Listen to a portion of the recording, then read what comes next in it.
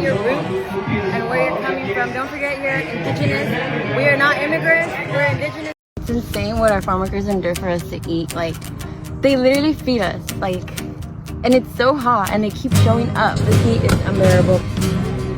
So grateful because of them we do not lack food. I also show up in this heat to not experience food scarcity, and we owe it all to them. And like, if you think you get uncomfortable being outside in the heat for a few minutes, imagine just like being in this heat all day. Todo el apoyo que nos brindan, está fuerte. Cuídense, tomen mucha agua. Salud.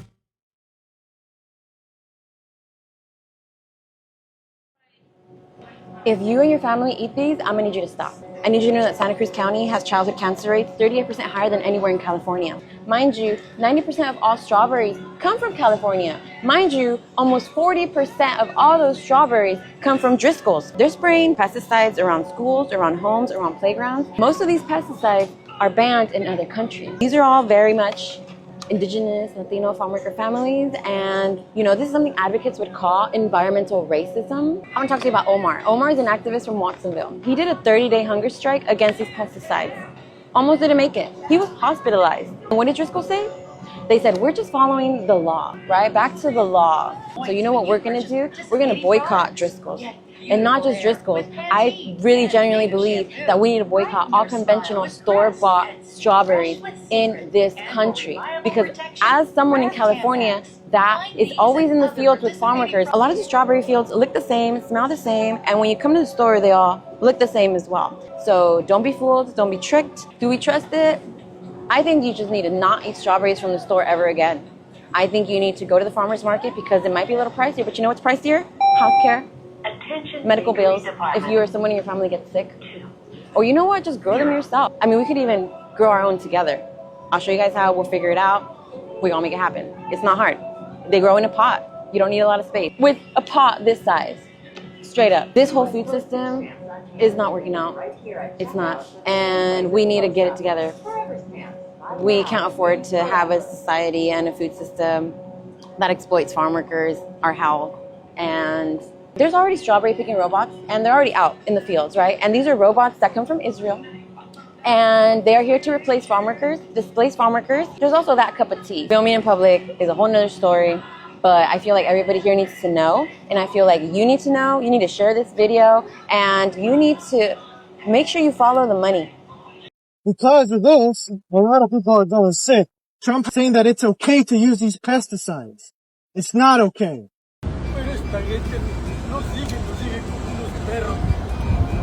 Yeah, you should be mad because they're killing people because of the color of our skin. And these people happen to be people that feed this country and build this country. Just a year ago, ICE killed Jaime, a farm worker in Ventura County. He fed this country. And this week, they killed Lorenzo in Houston. He built this country. Same story, different day, different city. Jaime, Lorenzo, they're not illegal aliens. They're fathers, they're friends, they're humans, and they're native to the Americas. These are very brave farm workers who are speaking to reporters, and we need to root them on. But we should also be taking care of everybody else. Because we are all God's children. We all deserve a chance. This is something that's serious and needs to be spread in awareness. So massive corporations are realizing it's easier to buy federal laws under Trump. They're literally buying laws, and it's laws about the food that you and I eat. And it's not just around fruits and vegetables, it's about the meat too. Chemical companies just got a handout from the Supreme Court eliminating your right to sue them for causing cancers. And guess who's taking notes? Big Pork. Smithfield wants Congress to run the same play but for your meat. Beef prices are up 30%. Fruit prices are climbing, and Congress is about to make it worse. Right now, Big Ag is pushing for a provision in the Farm Bill called Save the Bacon Act. Sounds cute, it's not. It's actually going to strip every state in the United States the right to set their own standards on how the meat that you feed your family is produced. That means farmers raising animals with healthier and more humane practices, the ones giving you alternatives at the grocery stores, will be completely ran out of business. And when they're gone, that means Big Ag will control the entire supply chain. That means no competition, no alternatives, just higher prices on lower quality food with zero accountability. Yes, I understand there's many injustices going on in the world right now, but at the end of the day, if you're sick,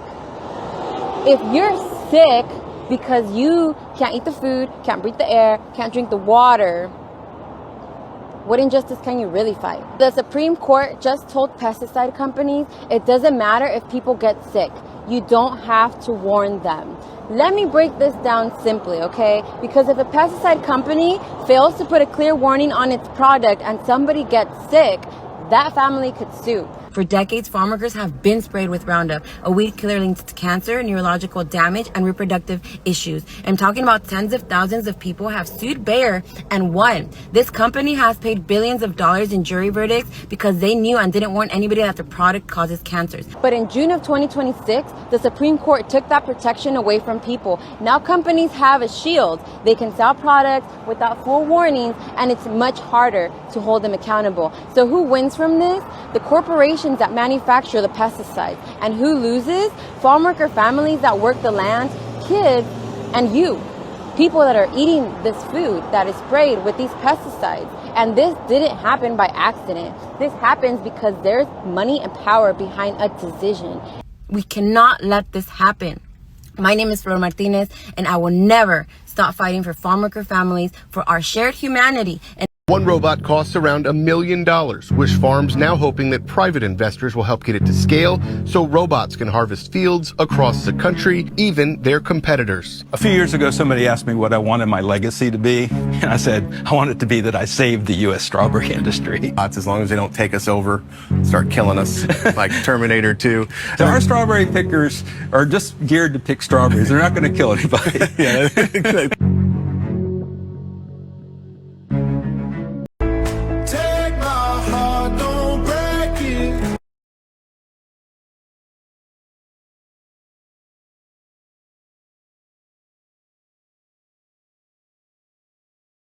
You have 3 stages in life. Number 1, you care about what people think about you. Number 2, you stop caring about what people think about you. And the 3rd stage is you realize nobody was thinking about you in the first place. I was reading a lot of stuff on the flat earth. Okay, yeah. True.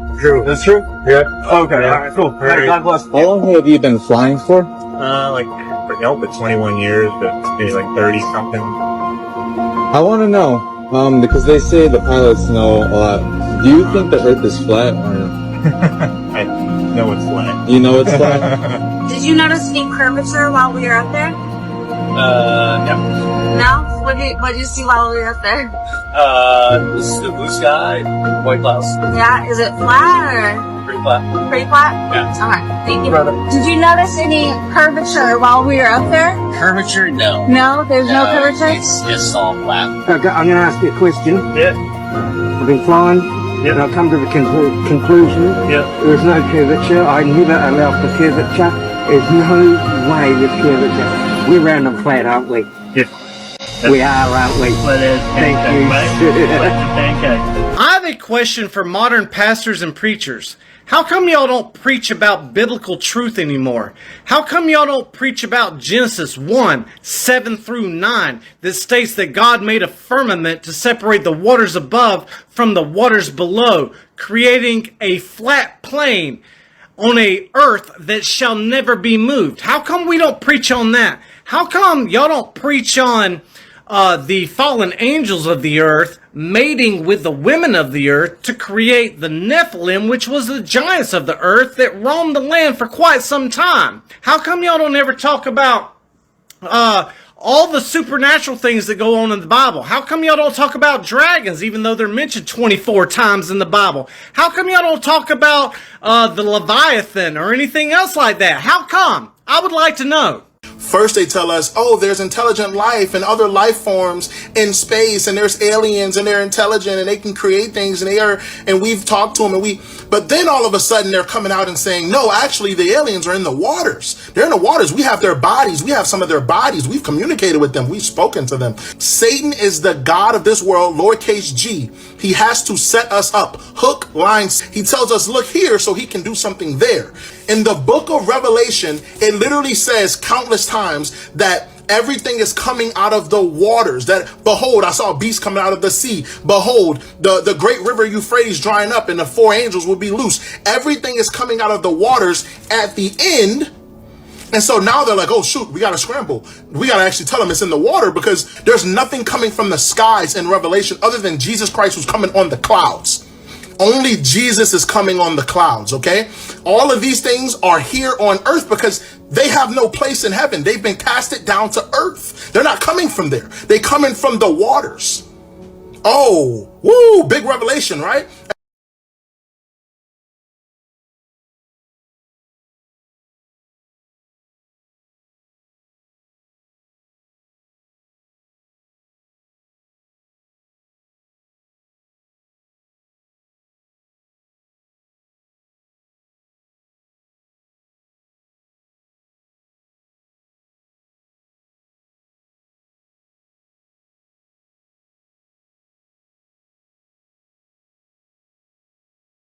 Let's talk about the siren, the most powerful female seductress of them all.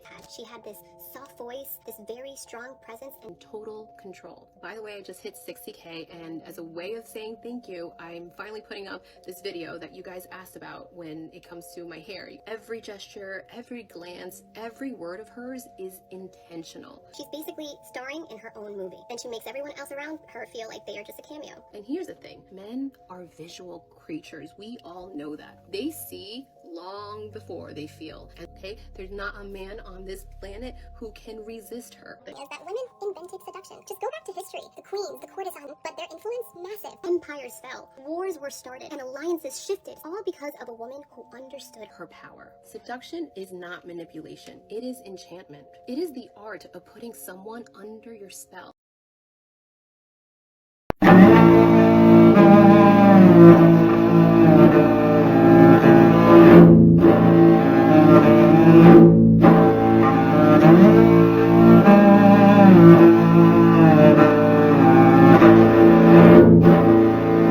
Now let's talk about it. So the first thing on my list is the beautiful sirens that we know and love, that I talk about all the time on my page. Some might call them mermaids, potato, potato. They're sirens.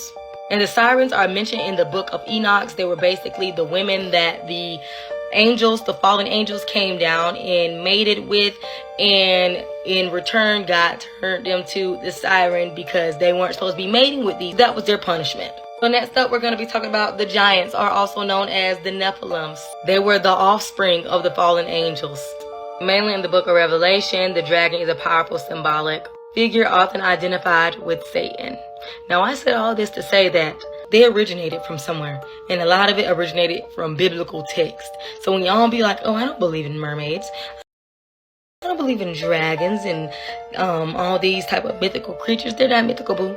So how can you not believe in things that was in the Bible? It was actually banned from the Bible. Chapter 6 of Enoch, 200 angels descend, take human wives, and create a race of giants, the Nephilim. By chapter 17, those women who birthed them are turned into sirens, not a metaphor, literal. These aren't fantasy creatures. This is ancient scripture that was once removed from the Bible.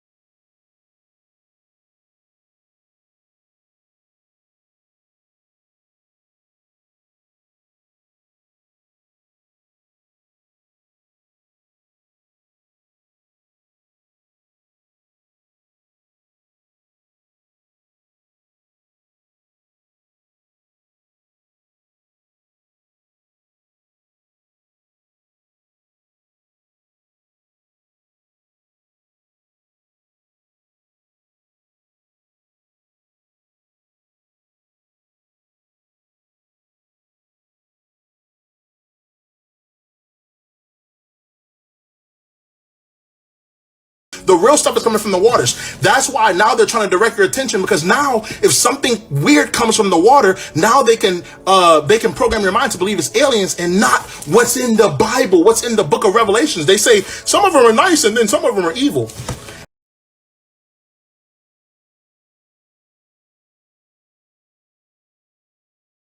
So I was at a field here in Salinas, and one of the workers comes to me and he was like, I want to show you something. I'm going to show you right now. Right here, you can see where they picked it, they started picking it, and then they were told to stop. There's no sale, so there's no need to harvest it because you're wasting money on the harvest. All this is going to be thrown away. Ah! Guys, it's time that you live free and live your life. I don't know, but somebody needed to hear that today. Also, with everything that's going on in this world, I need you to put your trust in Jesus, because he is still in control. Not Donald Trump, nobody. Only Jesus is still in control.